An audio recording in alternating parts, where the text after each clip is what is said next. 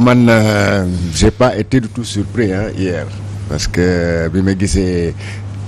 dans la matinée bi ma gisee ni ñu bunkériser Ndakaaru particulièrement sunu koñ fu ma dëkk daal en tout cas boobu laa xëy rek ma ne lii day lii moom xeeñul lu neex waaw parce que effectivement j'ai pris la peine d'aller me promener juste côté de chez Barthélemy ba gis y avait au moins une dizaine de voitures waxuma la voiture de camion gendarme bis nekk xam naa moom et armé jusqu'aux dents presque toutes les voies yoo xam ne dañoo dem kër Barthélemy ont été bouchées boobu laa xam ne que lii moom c'est ça les trucs donc pour en revenir à ce qui s'est passé moi je me dis que te loolu li ma siy regretter mooy Sénégal war nañu dépasser stade boo xam ne quand on doit délivrer un verdict wala di def ni procès ñu bunkériser tout un quartier wala toute une ville parce que loolu ça laisse penser que bon ce qui lu ñu fi war a wax nii la wala du garaaw na quoi garaaw na un procès c'est assez waruñu tax gaa ñu bunkériser toute une ville ba kenn du dem kenn du dikk bon maintenant je crois que cette affaire là ce procès politique là kenn mënul dindi l'aspect politique dans ce procès là d'abord les acteurs l'un des acteurs est politique et je crois que même le président Macky Sall bi fi nekkoon à l'époque il était opposant à l'époque en 2011 rappelle-toi que les faits sont déroulés le 28 décembre 2011 donc à l'époque fekk naa mu dem kër Barthélémy Dias fële en présence de son papa et de sa maman ne leen Barthélémy ñëpp tous les Sénégalais ñoo ko war a soutenir parce que dañ ko tooñ parce que dañ ko fekk dans son institution ce qu'il a fait il a fait lu ñuy wax par exemple légitime défense parce que dañ ko tooñ te loolu non seulement l'État du Sénégal moo war a protéger Barthélémy en tant qu'institution parce que c'est un maire donc mu ne ça c'était le rôle de l'État aujourd'hui lu tax Barthélémy Dias d'ailleurs contester le verdict de la première instance qui s'était tenu en 2017 mooy que il estimait effectivement comme l'avait dit à l'époque l'opposant Macky Sall que moom dañ ko tooñ et que dans ce procès-là comme ni ñu ko waxee la famille des victimes demandait 125 millions le tribunal les a accordé 25 millions Barthélémy avait dit que man duñ ma tooñ ba pare ñu may condamné ba pare di may naan man damay joxe ndàmpaay te dañ ma tooñ man aw ma dërëm bi ma si dugal man fu ma nekk nii suma compte dem leen suma compte ngeen xool yaa rien là-bas aw ma fi kër que suma kër bàyyi laa dëkk donc nu ngeen man je suis obligé de me pourvoir d'interjeter appel donc bu ñu interjeter appel effectivement le tribunal a coupé la poire apparemment la poire en deux mooy disant que bon de toute façon yow duñu la tëj parce que duñu déclarer comme le procureur avait suggéré naan dañ ko nañu appliquer une peine ferme les 5 ans donc le tribunal le juge n'a pas suivi le procureur sur ça mais a débouté la famille ne que non 125 millions trop mais boo gisee cette peine là vraiment nga war a poser des questions quand on accuse quelqu'un de meurtre quand même mënoo tëdd 6 mois rek boo tëddul 10 ans au minimum war nga tëdd au moins 20 ans donc voilà donc 6 ans donc ça pose problème parce que même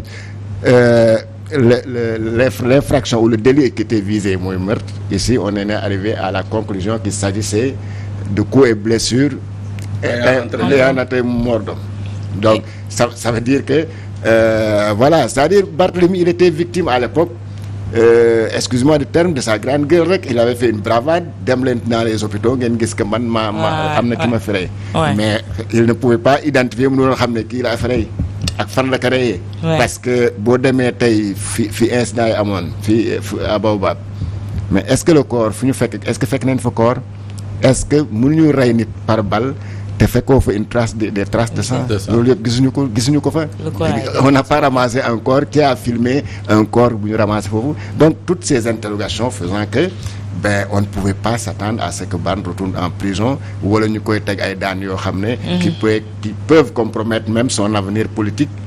ici au Sénégal peut-être qu'on y reviendra par rapport à ça. Un procès assimilé à de la politique politicienne tey jii di continuer ba léegi Pape Sané parce que bu fekkee ne tey jii ay menaces ba léegi ñu ngi koy brandir contre Barthélémy Dias par rapport à son poste de député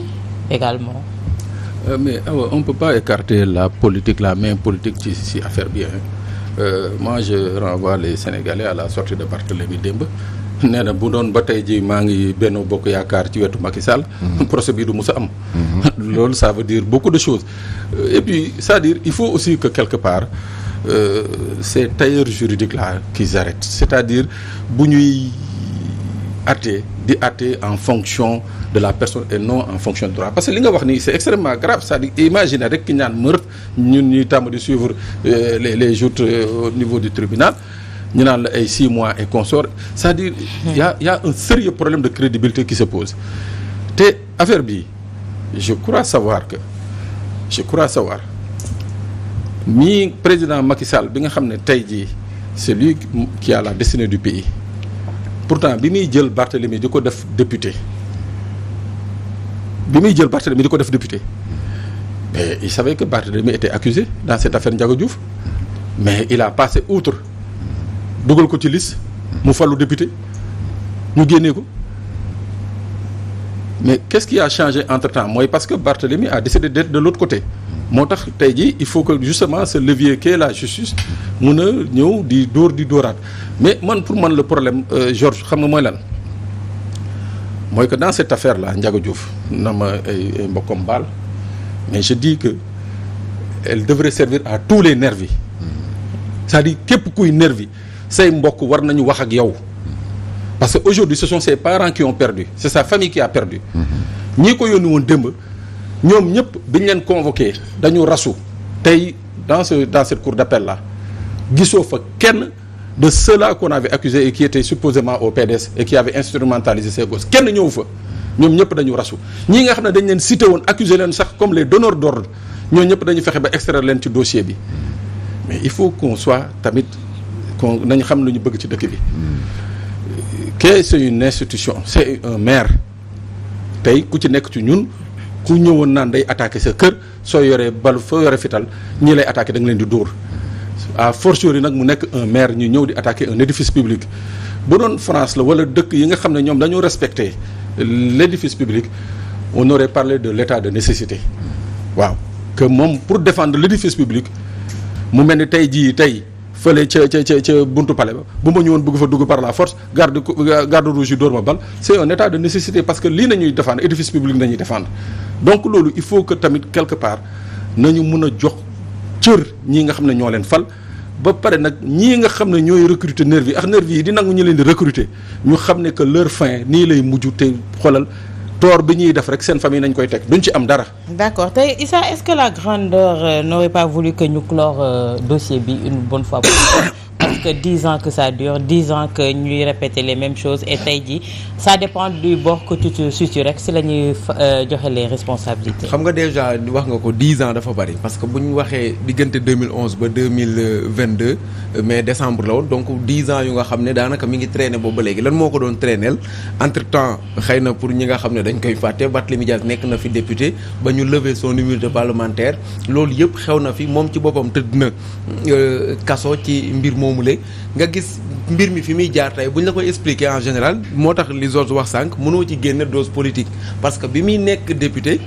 politique moo tax mu nekk député te pourtant boobu dossier bi mi ngi fi woon loolu yëpp tey ñi nga xam ne ñoo nekkoon derrière tey ñoo nekk ci pouvoir bi léegi nag seeni parole la ñuy utiliser contre ce dossier là malgré que man y a beaucoup de choses yoo xam ne des fois du ma ci d'accord quand même parce que am na ku nga xam ne moo ci décédé dañuy respecter mémoire am respecter famille bu ñi nga xam ne ñoom la ci seen doom décédé parce que nag du question que ni